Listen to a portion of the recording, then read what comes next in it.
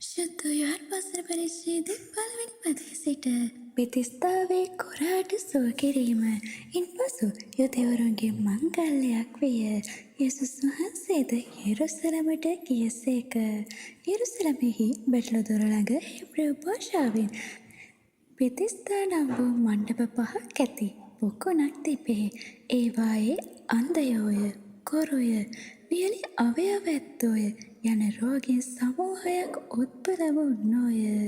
38 අවුරුද්දක් දුර්වලකමින් පීඩිත වූ එක්තරා මනුෂ්‍යයෙක් එහි සිටියේය. ඔහු උත්පලව ඉන්නවා යේසුස් වහන්සේ දැක. ඔහු දැනට බොහෝ කලක සිට ඒ ආකාරවම සිටි බව දැන ඔබ සුවය ලබන්නට කැමැතිදැයි ඔහුගෙන් ඇසූසේක. රෝගියා උන්වහන්සේට උත්තර දෙමින්, ස්වාමීනී, වතුර කැළඹෙන කල මා පොකුණට බස්වන්නට කිසිවෙක් මට නැත. මා යන කල වෙන කෙනෙක් මට පළමුවෙන් බසින්නේ යැයි කීවේය. නැගිට ඔබේ යාන රැගෙන ඵලයන්යයි යේසුස් වහන්සේ ඌට කීසේක.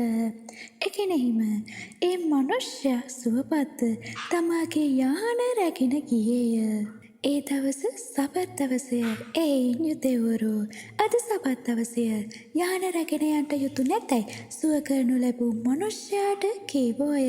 නමුත් ඔහු ඔවුන්ට උත්තර දෙමින්, මා සුව කළ තැනැත්තේම නුඹේ යාන රැගෙන ඵලයන්නේ මට කීසේකැයි කීවේය.